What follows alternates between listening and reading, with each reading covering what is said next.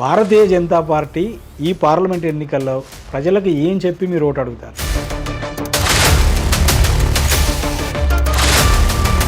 గతంలో బూర నర్సయ్య గౌడ్ మంచి A+ రిపోర్ట్ కార్డు ఉంది, 9,000 కోట్లు తెచ్చిండు. ఈసారి భువనగిరిలోనే కాదు, ఎక్కడ కూడా ఇతర పార్టీలకు వేస్తే నష్టపోతుంది. భువనగిరికి వేయండి, బూర నర్సయ్య గౌడ్కి వేయండి, బంగారు భువనగిరి చేసే బాధ్యత బూర నర్సయ్య గౌడ్కి. బీజేపీ వల్ల దేశం సుస్థిరతంగా ఉంటుంది. మోడీ నాయకత్వం దేశానికి అవసరం.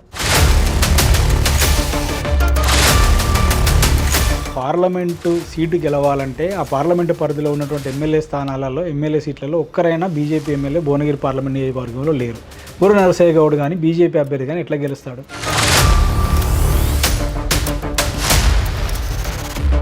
ఒక్కడే ప్రజలు ఓట్లేస్తే గెలుస్తారు ఎవడైనా. అది పోయినసారి నేను 6 ఎమ్మెల్యేలు టీఆర్ఎస్ వాళ్ళు ఉన్నారు. నేను 5,000తో ఓడిపోయినా, అయినా ఓడిపోయినా కదా. క్వశ్చన్ ఏంటంటే ఆయన కాంగ్రెస్ గెలిచింది. కాంగ్రెస్ 6 ఎమ్మెల్యేలు బీఆర్ఎస్ ఉన్నా కాంగ్రెస్ గెలిచింది. కాంగ్రెస్ గెలవలేదు, నేను ఓడిపోయినా. అది ఫ్లూక్లా.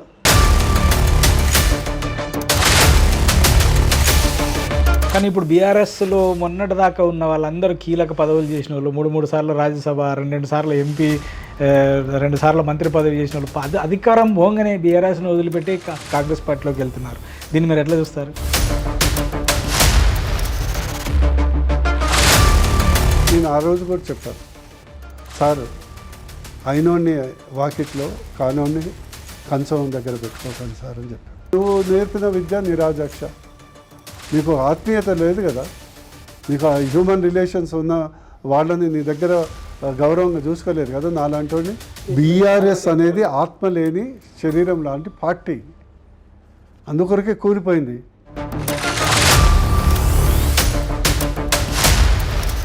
మధ్యకాలంలో బీజేపీ నాయకులు పదే అంటున్నారు, పార్లమెంట్ ఎన్నికల తర్వాత ఈ రాష్ట్రంలో ఉన్న అధికారంలో కాంగ్రెస్ పార్టీ ప్రభుత్వం పైన సర్జికల్ స్ట్రైక్ చేస్తాము, కేంద్రంలో రాష్ట్రంలో బీజేపీ ప్రభుత్వం ఉంటారు. ఎట్లా సాధ్యమైంది? 8 మంది ఎమ్మెల్యేలతో రాష్ట్రంలో బీజేపీ ప్రభుత్వం ఎట్లా సాధ్యమైంది? బీజేపీ బీఆర్ఎస్ ఒక్కటే, బీజేపీకి వేసిన బీఆర్ఎస్కి అనేది కాంగ్రెస్ వాళ్ళు పదే చేస్తున్న ప్రచారం.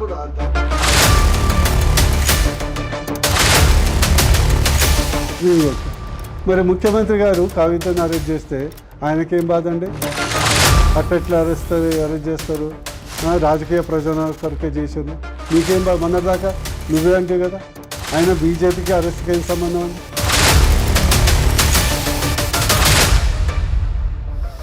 ప్రస్తుతం మనతో భువనగిరి పార్లమెంట్ నియోజకవర్గ బీజేపీ అభ్యర్థి డాక్టర్ బూర నరసయ్య గౌడ్ ఉన్నారు. వచ్చే పార్లమెంట్ ఎన్నికల్లో ఏ విధంగా ఉండబోతుంది, మరి ఎంపీగా గెలిస్తే భువనగిరి పార్లమెంట్ నియోజకవర్గాన్ని వారు ఏం చేయబోతారో వారిని అడిగి తెలుసుకుందాం. బూర నరసయ్య గారు నమస్తే. నమస్తే అండి. ఆల్రెడీ ఒకసారి ఎంపీగా పనిచేశారు, రెండోసారి ఎంపీగా మళ్ళీ ఎన్నికల బరిలో దిగబోతున్నారు. సో ఈసారి భారతీయ జనతా పార్టీకి తెలంగాణలో ఎన్ని పార్లమెంట్ స్థానాలు వస్తాయని మీరు అనుకుంటున్నారు? మా టార్గెట్ అయితే 17కు 17, మినిమం 12+ అయితే గెలుస్తామని నమ్మకం ఉంది. 100% గెలుస్తున్నాం కూడా. ప్రజల్లో ఒక సైలెంట్ వేవ్ ఉంది. ఒక మోడీ గారు 3వ ప్రధానమంత్రి ఉండాలి. మోస్ట్ ఇంపార్టెంట్ ఏంటంటే పెద్ద ఆయన ఢిల్లీలో ఉండాలి. ఆయన ప్రధానమంత్రి అయితేనే దేశం బాగుంటుంది, సురక్షితంగా ఉంటుంది, మేము గర్వంగా చెప్పుకోగలమనే టాక్ అనేది పార్టీలకు అతీతంగా ఉంచబట్టి మేము 12+ అనుకుంటున్నాం. కానీ అంతకంటే మంచి రిజల్ట్ కూడా రావచ్చు. అంటే ఒకటి, ఇప్పుడు బీఆర్ఎస్ కాంగ్రెస్ పార్టీలకు ఓటు అడగడానికి 2 కారణాలు ఉన్నాయి. బీఆర్ఎస్ గతంలో 10 సంవత్సరాల అధికారంలో ఉంది, మేము ఇది చేసామని చెప్పి అడుగుతారు. కాంగ్రెస్ ఇప్పుడు మేము అధికారంలోకి వచ్చాము, మేము ఇవి చేయబోతున్నామని చెప్పి ఓటు అడుగుతారు. భారతీయ జనతా పార్టీ ఈ పార్లమెంట్ ఎన్నికల్లో ప్రజలకు ఏం చెప్పి మీరు ఓటు అడుగుతారు? మంచి ప్రశ్న. ఈరోజు బీఆర్ఎస్ 10 సంవత్సరాలు పాలించింది రాష్ట్రాన్ని, దేశాన్ని కాదు. మనకు మిగిలింది ఏంది? 7 లక్షల కోట్ల అప్పు. నిజంగా 7 లక్షల కోట్లు మీకు ఇచ్చి నాకు ఇచ్చినా కూడా ఈ యొక్క తెలంగాణ రాష్ట్రాన్ని ఇంకా మంచిగా అభివృద్ధి చేసేవారు. 7 లక్షల కోట్లు బూర నరసయ్య గౌడ్కి ఇచ్చి తెలంగాణ రాష్ట్రాన్ని అభివృద్ధి చేయమంటే 100% ఇంతకంటే త్రిబుల్ రేట్ల అభివృద్ధి చేసేవారు. కాంగ్రెస్ తీసుకుందాం. కాంగ్రెస్ రాష్ట్ర ప్రభుత్వం ఏర్పడింది. ఇప్పుడు వాళ్ళు అనేక హామీలు ఇచ్చారు. 6 గ్యారెంటీలు ఇచ్చారు, 424 గ్యారెంటీలు ఇచ్చారు. ఇప్పుడు ఏమంటున్నారు, మా దగ్గర ఖాళీ ఖజానా ఉంది. మరి అడిగి చెప్పేటప్పుడు సోయి ఉండాలి కదా, ఆ బుద్ధి అప్పుడు ఉండాలి కదా. రాష్ట్ర ప్రభుత్వం అమలు చేసేది కదా, అది కేంద్ర ప్రభుత్వం కాదు కదా. నువ్వు నాకు ఎంపీలుగా గెలిపించండి, అమలు చేస్తావు. ఎట్లా అమలు చేస్తావు? మేము 400 సీట్లు పైచెలకు గెలుస్తున్నాం. నీ టార్గెట్ 40 సీట్లు కాంగ్రెస్ దేశంలో. రాహుల్ గాంధీ పీఎం అయ్యేది లేదు, 6 గ్యారెంటీలు అమలు అయ్యేది లేదు. కాంగ్రెస్ 40 సీట్లు అని మీరు ఎట్లా చెప్పగలుగుతారు? అది సర్వేలు బట్టి చెప్తున్నాను. మేము 400 గెలిచినాక మిగిలేదు ఎంతమంది? సో మీరు 400 500 మాకు ఎంత ఉంది? 500 టోటల్ 43. 543 పార్లమెంట్లో 400 మేము గెలిచినాక 143 ఉంటాయి. మమతా పంచుకుంటుంది, జగన్ పంచుకుంటాడు, తెలుగుదేశం పంచుకుంటుంది, డిఎంకే పంచుకుంటుంది, ఏఐడిఎంకే పంచుకుంటుంది, లెఫ్ట్ ఫ్రంట్ పంచుకుంటుంది, బీజేడీ పంచుకుంటుంది, ఆర్జేడీ పంచుకుంటుంది, ములాయం సింగ్ పార్టీ ఏదో ఉండే సమాజ్వాదీ పంచుకుంటుంది, ప్లస్ ఇంకా చిన్న చిన్న పార్టీలు శివసేన పంచుకుంటుంది. ఇవన్నీ పంచుకోగా వాళ్ళు 100 తెచ్చుకుంటారు కదా, అక్కడ 10 అక్కడ 10, ఇక ఉన్నది ఎంత? 43. అంటే మీరు 43 కదా గెలిచేది. కాంగ్రెస్కి 43 పరిమితం అవుతుందని మీరు ఎట్లా చెప్పగలుగుతారు? మీరు 400 సీట్లు గెలుస్తామని ఎట్లా చెప్పాలి? అంటే ఎప్పుడు ఎన్నికలలో ఒకే తిరిగి ఉండదు కదా రిజల్ట్. లేదు అంటే ఇప్పుడు మేము చెప్పేదానికి ఒక నిబద్ధత ఉంది కదా, పర్ఫార్మెన్స్ ఒక ట్రాక్ రికార్డ్ ఉంది. మోడీ గారికి ఒక ట్రాక్ రికార్డ్ ఉంది. పోయినసారి 303 గెలిచినాం, ఈసారి విత్ ఎన్డీఏ 400 సీట్లు గెలుస్తాం. UP sweep, Karnataka sweep, Gujarat sweep, Madhya Pradesh sweep, Delhi sweep, Rajasthan sweep, Maharashtra sweep. ఇవి ఇవి ఇవి ఇవి మీరు చెప్తున్న లెక్కలు. రెండు సార్లు కేంద్రంలో అధికారం ఉండడం వల్ల బీజేపీ మీద, నరేంద్ర మోదీ మీద యాంటీ ఇన్కంబెన్సీ పెరిగింది. ఈసారి పార్లమెంట్ రిజల్ట్స్ తెలంగాణలో లాంటి రిజల్ట్స్ ఉంటాయంటున్నారు కాంగ్రెస్ వాళ్ళు. నేను పార్లమెంట్లో ఏముంటాయి? 10+ ఎట్లాగ వస్తున్నాను, గతంలోనూ 4 కదా. మేము అంటే రివర్స్ అవుతుంది రిజల్ట్ అనేది, రివర్స్ అవుతుంది అని బీజేపీకి రివర్స్ అవుతుంది అని కాంగ్రెస్ బీజేపీకి అదే రివర్స్ అవుతుంది. నేను చెప్పేది 300 నుంచి 400 పెరుగుతాం అంటున్నా. లేదు, మీరు 300 నుంచి 200కే పడిపోతారు. మాకున్నది పాజిటివ్ వేవ్, మోడీ గారికి నెగిటివ్ వేవ్ కాదు. అందుకని గెలుస్తాం. అందుకని కాంగ్రెస్ వేయటం వల్ల ఏం లాభం? వాళ్ళైతే ప్రధానమంత్రి అయ్యేది లేదు, దేశాన్ని ఏలేది లేదు. రాహుల్ గాంధీ ఉన్నంతకాలం బీజేపీ సురక్షితంగా ఉంటుంది, గ్యారంటీగా నేను చెప్తా. అది బోర్ నర్సయ్య గౌడ్ గ్యారంటీ. రాహుల్ గాంధీ ఆ పార్టీ లీడర్గా ఉన్నప్పుడు, ఆ పార్టీ ఫేస్ ఉన్నంతకాలం బీజేపీ సురక్షితంగా ఉంటుంది, రాసి పెట్టుకోండి.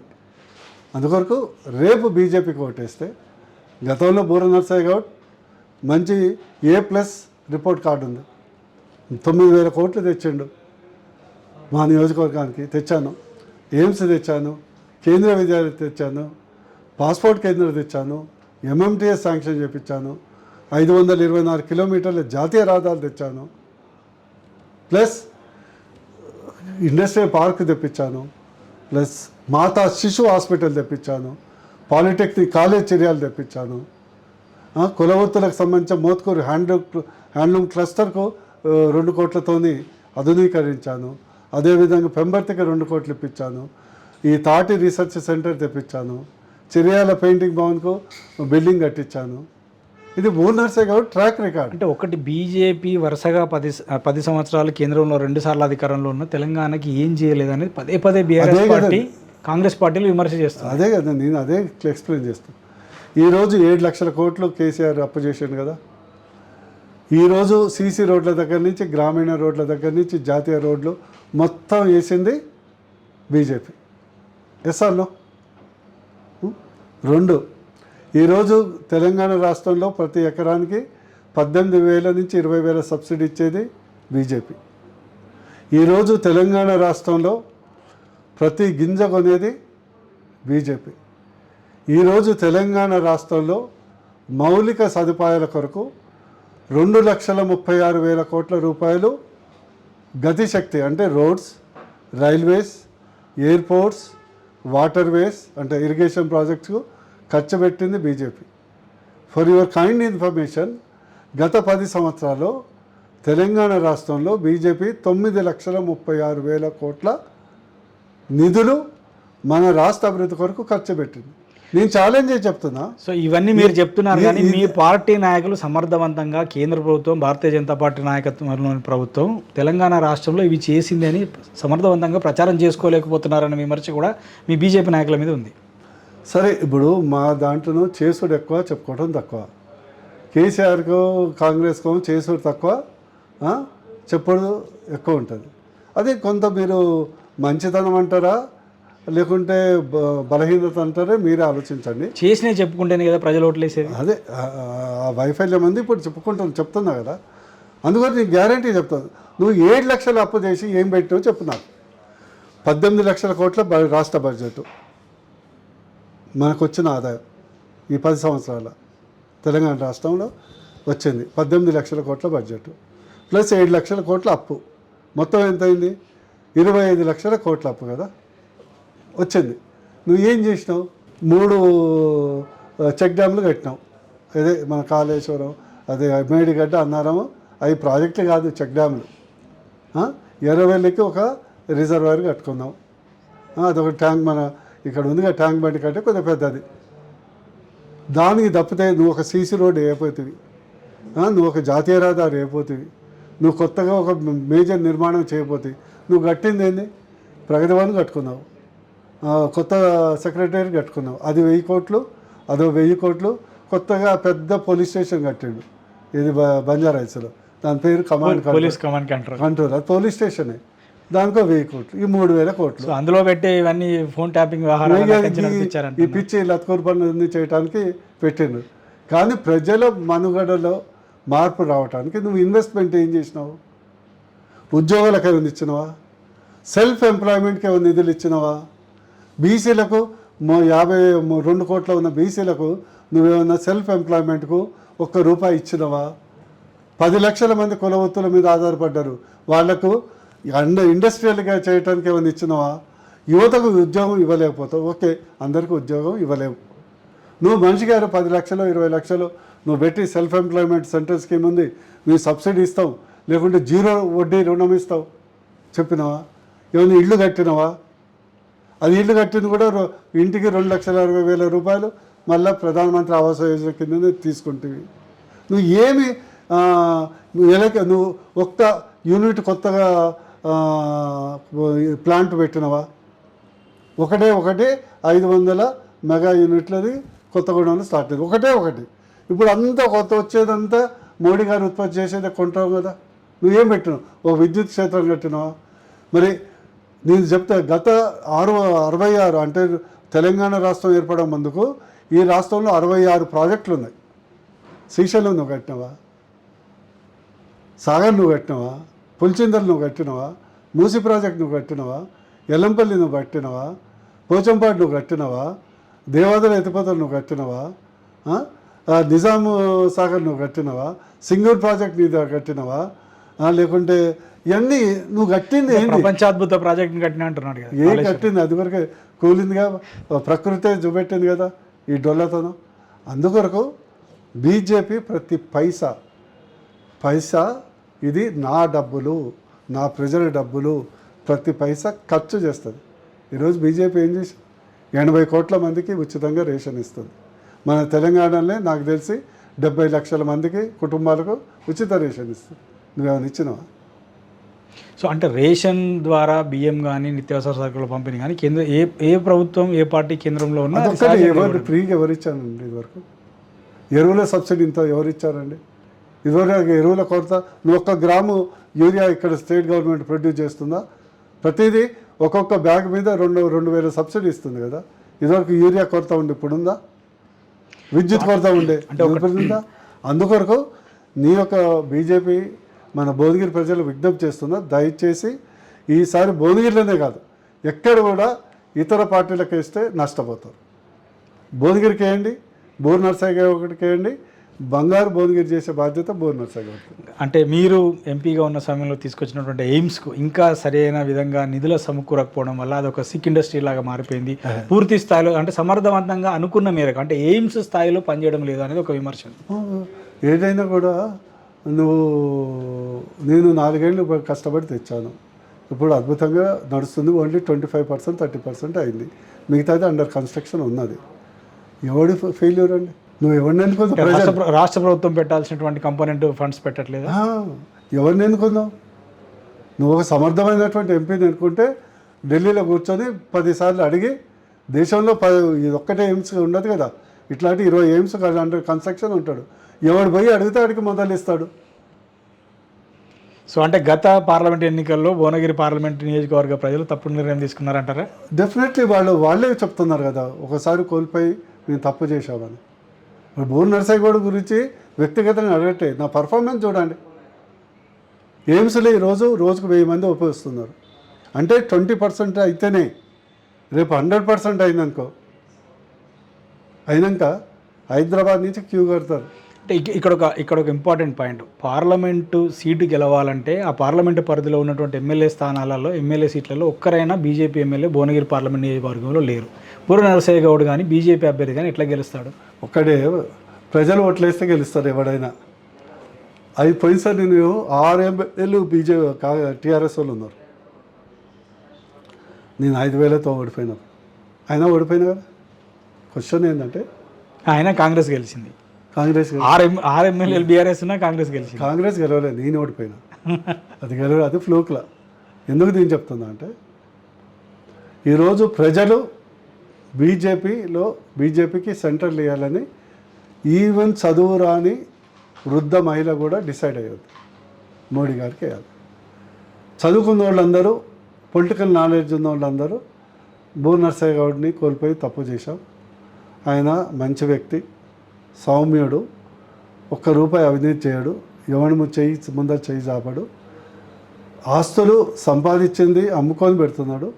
ఆయన ఉంటే అందరికీ డెవలప్ అవుతుంది, మన ప్రాంతం డెవలప్ అవుతుంది అనే ఫీలింగ్ అందరిలో ఉంది. కాబట్టి నా నమ్మకం ఉంది, ఈసారి బీజేపీని బూర్ నర్సయ్య గౌడ్ని భారీ మెజార్టీతో గెలిపిస్తారనే నమ్మకం ఉన్నది. అంటే ఒకటి, ఈ పార్లమెంట్ ఎన్నికలలో, గత అసెంబ్లీ ఎన్నికలలో కూడా ఒక ప్రచారం చేశారు కాంగ్రెస్ వాళ్ళ మీద, బీజేపీ బీఆర్ఎస్ ఒక్కటే, బీజేపీకి వేసిన బీఆర్ఎస్కి అనేది కాంగ్రెస్ వాళ్ళు పదే చేస్తున్నారు. అప్పుడు దాని ఫలితమే కదా వాళ్ళ పాజిటివ్ వాళ్ళు గెలిచింది.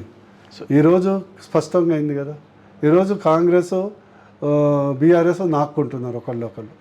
అవునా కదా? నా ఈపు నువ్వు గోకు, నీ ఈపు నేను గోకుతా. మరి ముఖ్యమంత్రి గారు కవితను అరెస్ట్ చేస్తే ఆయనకేం బాధ అండి?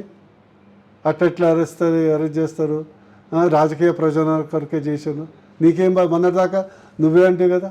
ఆయన బీజేపీకి అరెస్ట్కి ఏం సంబంధం అండి? అది ఈడీ చూసుకుంటుంది, ఐటీ చూసుకుంటుంది, సిబిఐ చూసుకుంటుంది. ఎకనామిక్ ఉంటున్నామో ఈడీ చూసుకుంటుంది, ఐటీ చూసుకుంటుంది, క్రిమినల్ అఫెన్స్ ఉంటున్నామో సిబిఐ చూసుకుంటుంది.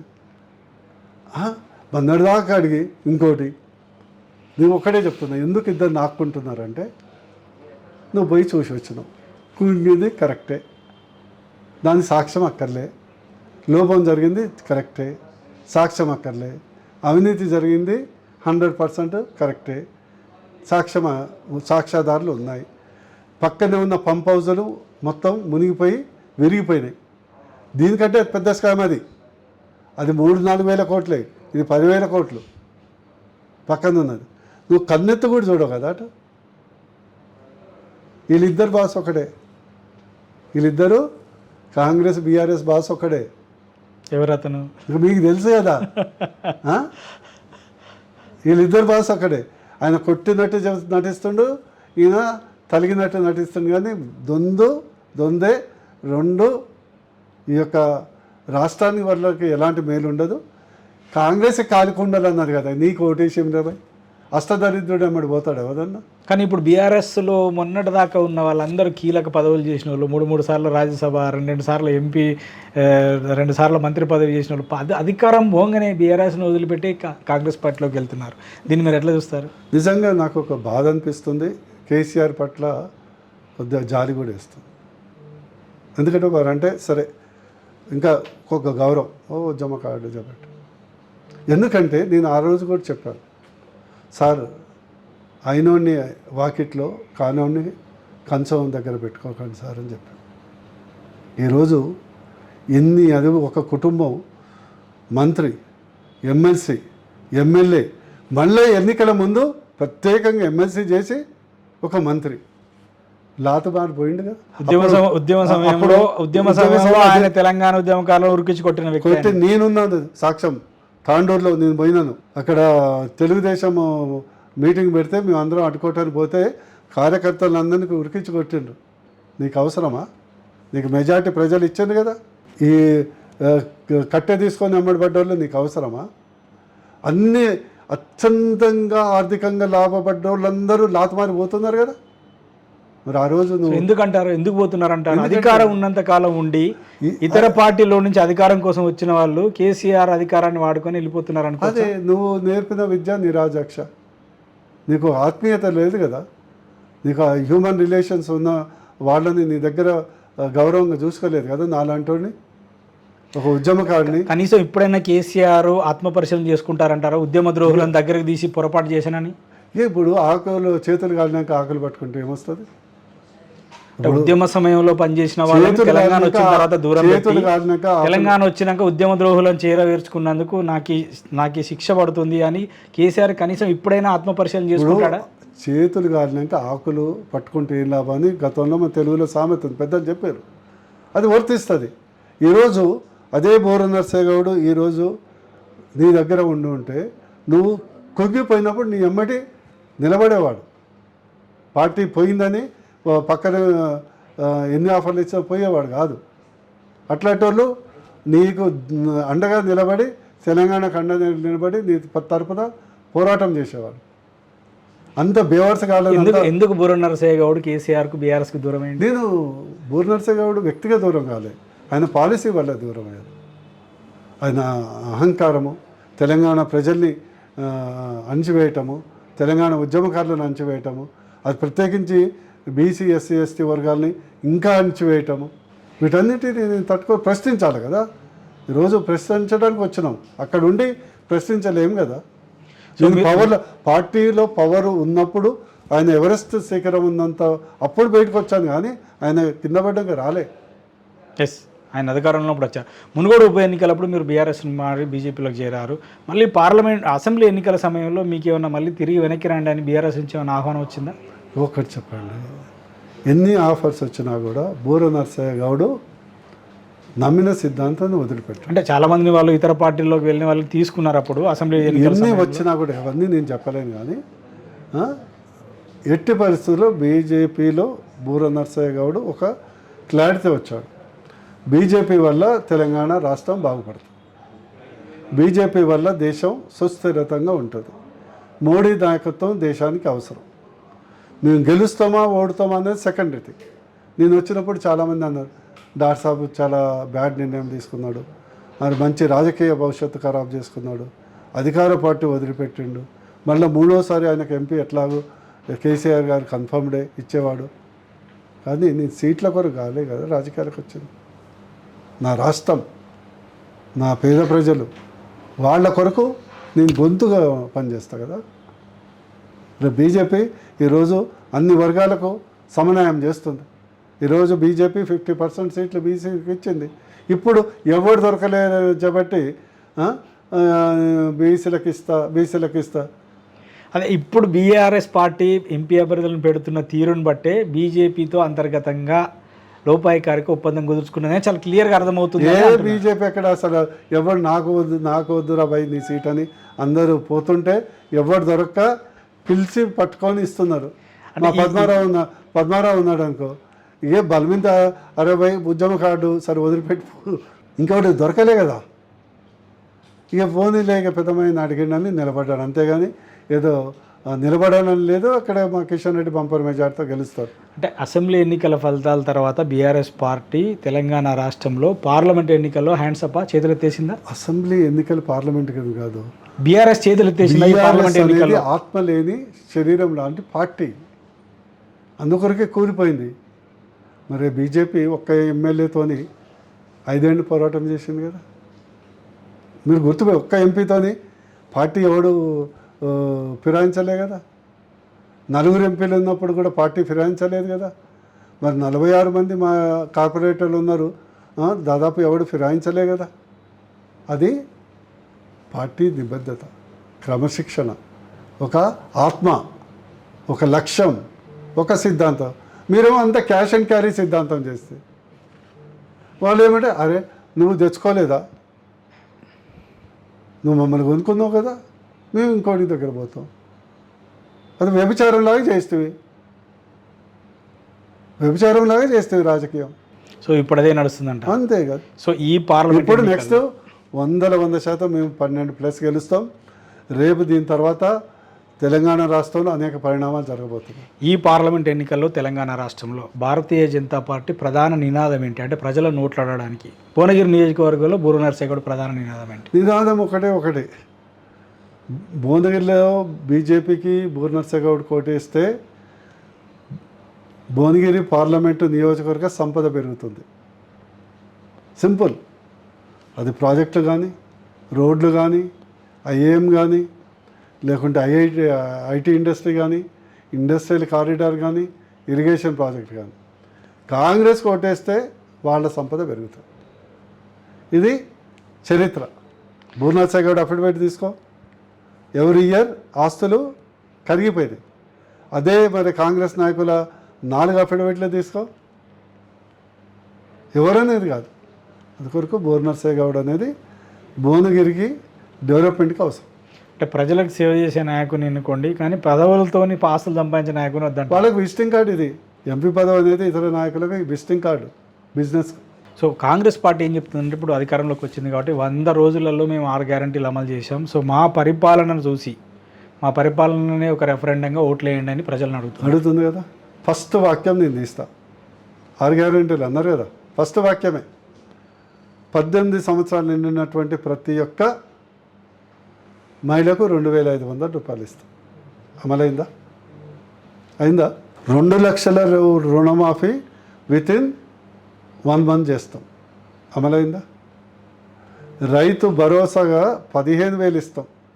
అసలు కొండనాలిక మందేస్తే ఉన్న నాలుక ఊడింది అన్నట్టు రైతు బంధుకే దిక్కు లేదు. కౌలు రైతుకు 12,000 ఇస్తాం. అమలైందా? రైతు కూలీలకు 12,000 ఇస్తాం. అమలైందా?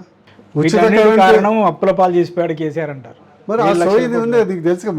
అప్పుడు మాకు తెలియదు, మేము అధికారంలో లేదు కదా, ప్రభుత్వం ఏం చేసిందో మాకు తెలియదు. అధికారంలోకి వచ్చింది క్షమాపణ చెప్పి రిజైన్ చేయి. అన్ని రివ్యూ చేస్తే అర్థమైందంట. క్షమాపణ చెప్పి రిజైన్ చేయి. చెప్పినావు కదా, క్షమాపణ చెప్పి రిజైన్ చేసి ఈరోజు తప్పు అయిపోయింది, మేము అలవగానే హామీలు ఇచ్చాము, బీజేపీ లేకుంటే ఇది సాధ్యపడదు అని మాకు అప్పచెప్పు. సెకండ్, ఎంత దరిద్రం అంటే ఎంత దుర్మార్గం. సరే, కేసీఆర్ ఎందుకో అంతా రైతు బంధు ఇవ్వటానికి, ఎన్నికల లబ్ధి పొందటానికి 7,000 కోట్లు ఆయన మిగిల్చింది లాస్ట్కి. అది ఖజానాలో అట్లా పెట్టాడు. ఇల్లు కాల్ చేసేటప్పుడు మర్చిపోతారు కదా, కొన్ని 7,000 కోట్లు పెట్టిపోయిందండి. అది ఈసీ బ్రేక్ చేసింది, అది అట్లా ఉన్నది. వీళ్ళు వచ్చిన తర్వాత 7,000 కోట్లలో 4,500 కోట్లు కాంట్రాక్టులకు ముగ్గురికి పంచాడు. తెలంగాణ ప్రజలు గమనించాలి. ఈ రాష్ట్రంలోని 3 కాంట్రాక్టర్లకు పంచిండు. ఢిల్లీలో ఉన్నటువంటి కాంగ్రెస్ హైకమాండ్ ఓ స్లిప్ పంపించింది. ఈయనకు 2,000 కోట్లు, ఈయనకు 1,000 కోట్లు, ఈయనకు 1,000 కోట్లు. మళ్ళీ తెలంగాణ కాంట్రాక్టర్కు 1 పైసా ఇవ్వాలి. తెలంగాణ కాంట్రాక్టర్ ఎవరికొరకైతే బూర నర్సయ్య గౌడ్ ఆవేదన వ్యక్తం చేసిండో, చిన్నోళ్ళు ఏ గ్రేడు, బి గ్రేడు, 50 కోట్లు, 100 కోట్లు, 25 కోట్లు, 15 కోట్లు ఉన్నారు కదా, వాళ్ళకు 1 పైసలు ఇప్పటికీ.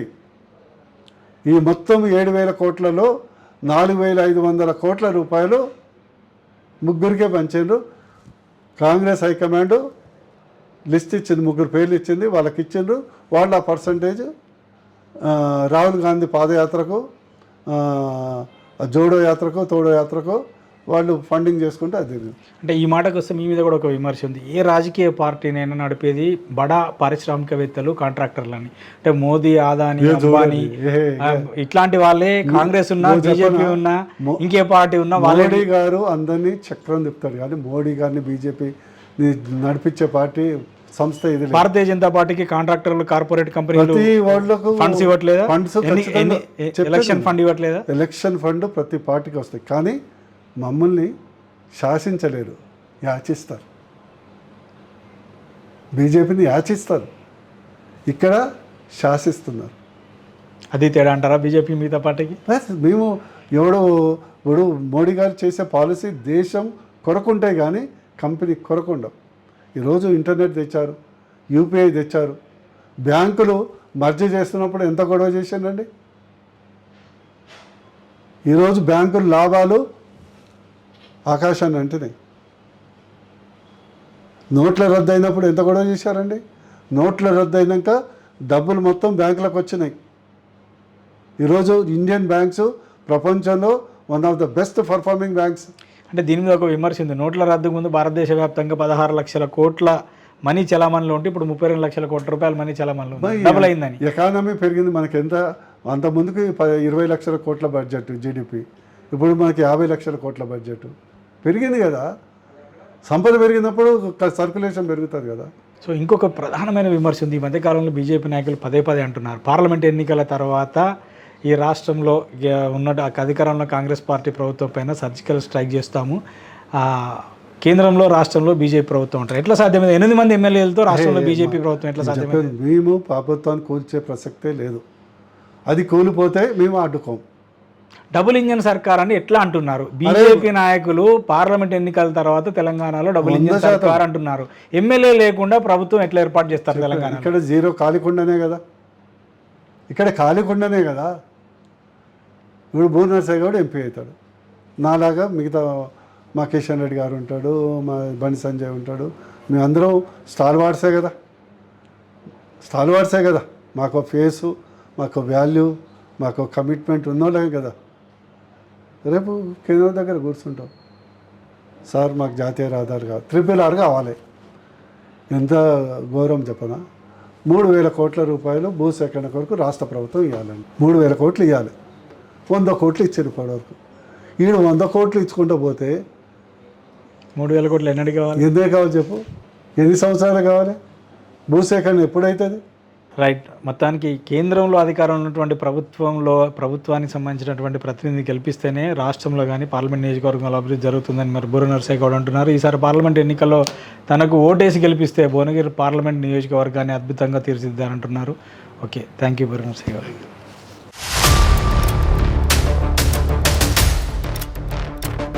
భారతీయ జనతా పార్టీ ఈ పార్లమెంట్ ఎన్నికల్లో ప్రజలకు ఏం చెప్పి మీరు ఓటు అడుగుతారు?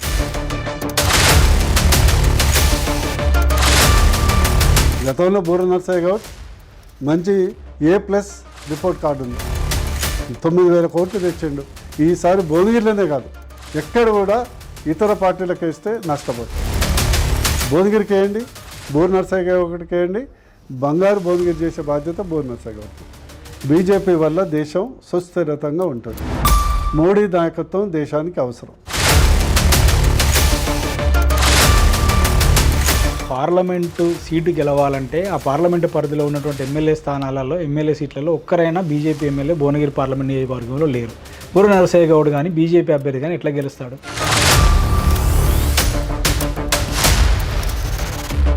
ఒక్కడే ప్రజలు ఓట్లేస్తే గెలుస్తారు ఎవడైనా. అది పోయినసారి నేను 6 ఎమ్మెల్యేలు TRS వాళ్ళు ఉన్నారు. నేను 5,000తో ఓడిపోయినా. అయినా ఓడిపోయినా కదా. క్వశ్చన్ ఏంటంటే ఆయన కాంగ్రెస్ గెలిచింది. కాంగ్రెస్ 6 ఎమ్మెల్యేలు బీఆర్ఎస్ ఉన్నా కాంగ్రెస్ గెలిచింది. కాంగ్రెస్ గెలవలేదు, నేను ఓడిపోయినా. అది ఫ్లూక్లా.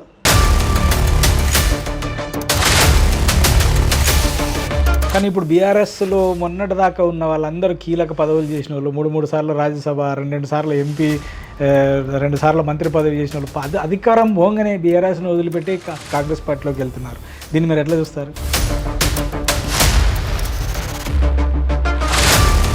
నేను ఆ రోజు కూడా చెప్పాను, సార్ అయినోడిని వాకిట్లో కానోడిని కంచం దగ్గర పెట్టుకోకండి సార్ అని చెప్పాను. నువ్వు నేర్పిన విద్య నిరాజాక్ష, నీకు ఆత్మీయత లేదు కదా, నీకు హ్యూమన్ రిలేషన్స్ ఉన్న వాళ్ళని నీ దగ్గర గౌరవంగా చూసుకోలేదు కదా నాలాంటి.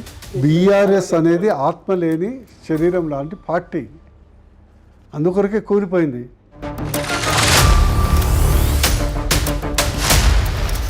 మధ్యకాలంలో బీజేపీ నాయకులు పదే అంటున్నారు, పార్లమెంట్ ఎన్నికల తర్వాత ఈ రాష్ట్రంలో ఉన్న అధికారంలో కాంగ్రెస్ పార్టీ ప్రభుత్వం పైన సర్జికల్ స్ట్రైక్ చేస్తాము, కేంద్రంలో రాష్ట్రంలో బీజేపీ ప్రభుత్వం ఉంటారు. ఎట్లా సాధ్యమైంది? 8 మంది ఎమ్మెల్యేలతో రాష్ట్రంలో బీజేపీ ప్రభుత్వం ఎట్లా సాధ్యమైంది? బీజేపీ బీఆర్ఎస్ ఒక్కటే, బీజేపీకి వేసిన బీఆర్ఎస్కి అనేది కాంగ్రెస్ వాళ్ళు పదే పదే చేస్తున్న ప్రచారం.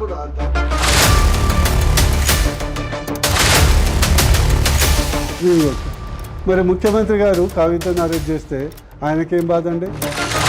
అట్లా అరెస్ట్ చేస్తారు, రాజకీయ ప్రయోజనాల కొరకే చేశారు, నీకేం బాధ? మొన్నటిదాకా నువ్వే అంటే కదా ఆయన బీజేపీకి అరెస్ట్కి ఏం సంబంధం అండి?